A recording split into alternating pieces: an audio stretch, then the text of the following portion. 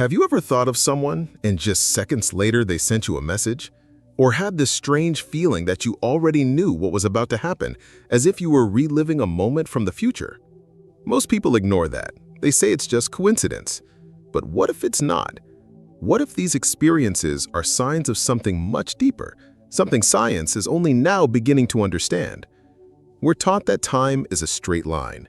Past, present, and future unfolding like pages in a book that can only be read in one direction. But quantum physics challenges that view.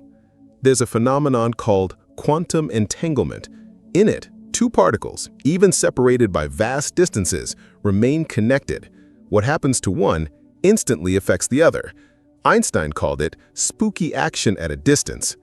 What if this isn't exclusive to particles? What if your consciousness could also be entangled with other versions of yourself? Maybe even your future self, a version of you who has already lived what you're still about to face, who's already overcome the fears that block you today, who's already found the answers that now feel distant.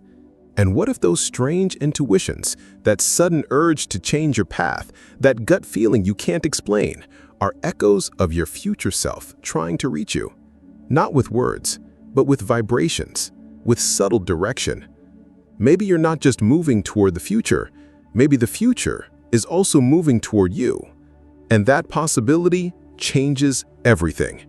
If you've ever felt something like that, an unexplainable connection to what hasn't happened yet, this video is for you. Like, subscribe, and share with someone who also senses that there's more to life than logic. On the surface, the world seems solid, predictable, and logical. You throw a stone, it falls. You speak and sound travels. But at the microscopic level, reality behaves in completely different ways. Quantum physics has revealed a universe where the rules we know simply don't apply. One of the most famous examples is the double-slit experiment. When a particle is observed, it behaves like a particle. But when no one is watching, it acts like a wave, spreading across all possibilities. This means that the very act of observing changes what is being observed. Reality in some way responds to consciousness. Now, imagine the implications of that.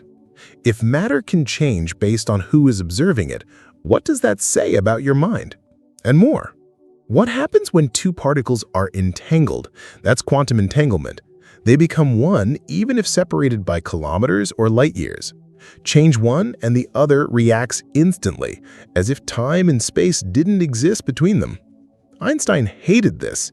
He said the universe couldn't be that spooky. But he was wrong. Decades later, John Bell and Elaine Aspect proved entanglement was real. Today, even emerging technologies like quantum computing rely on it. But what does that have to do with you? Everything. Because if particles can stay connected beyond time and space, why couldn't your consciousness do the same? Physicist John Wheeler said, "The universe isn't something ready-made waiting to be discovered." He said, "The universe becomes real as we observe it." You're not a passive observer. You are part of the creation of what you call reality. And that leads to an inevitable question. Could there be a you in the future who's already collapsed all possibilities and is entangled with who you are now? Could you somehow align with that version, not just in thought, but in vibration, in intention, in awareness? If matter responds to mind, then maybe the future responds to the version of you who dares to imagine something greater. Imagine your consciousness as a radio. Most of the time, you're tuned to just one station, the now. But what if there are other stations, broadcasting versions of you who made different choices, versions that are more evolved, more aligned, more awake? Quantum entanglement doesn't require you to see invisible threads, just to be open to feel them. Now, close your eyes for a moment. Take a deep breath. Imagine a hallway in front of you. At the end, there's a door, and behind that door is your future self. Not unreachable, just on another frequency. Now visualize that future you looking at you. He doesn't judge, doesn't pressure, doesn't demand anything. He simply observes you with clarity and compassion. You may not hear words, but you might sense direction, a gesture, a calm knowing of what to do even if you haven't done it yet. Sometimes this kind of contact happens subtly in daily life, Like when you change your usual route and later find out you avoided something bad. Or when you suddenly feel the urge to call someone and they say, "I needed this today." Maybe that's happened to you. You felt you weren't alone, that something greater was guiding you. You don't have to explain it with logic, you just have to recognize it with presence. Your future self isn't somewhere else. He's here, now, waiting for you to tune in. Not with effort, but with intention, with silence, with openness. And when that happens, decisions that once seemed impossible start to become clear. Because you're not just deciding, you're remembering. That feeling of connection to something greater isn't reserved for spiritual or mystical people. Many well-known figures have spoken of it, each in their own way. Steve Jobs said you can only connect the dots looking backward, but you have to trust that somehow the dots will connect in your future. Carl Jung called this kind of event synchronicity, when two things align so meaningfully that they seem guided by an invisible force.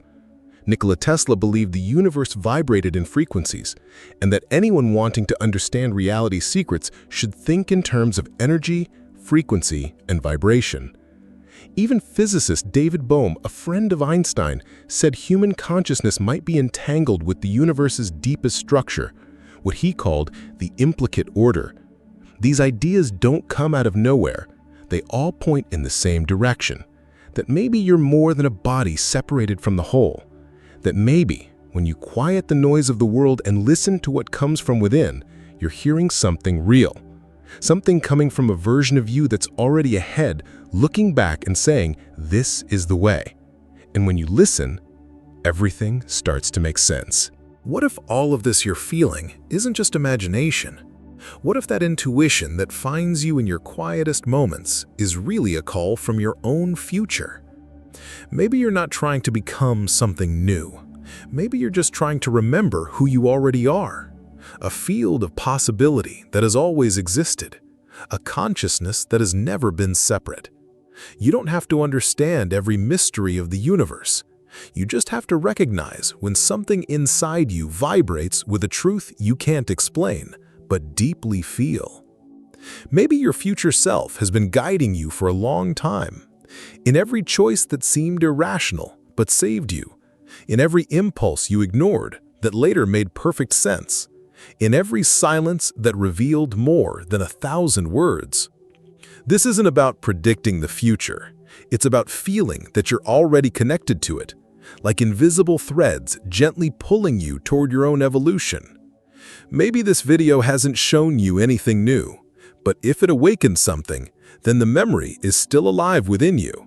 Subscribe to the channel and share this video with someone who also feels there's more to logic to this world. And if you're ready for the next step, watch the video, "What if your soul could be seen?" The link is in the description, pinned in the comments, and also appears in the card above. Because sometimes consciousness just needs a mirror to reveal itself.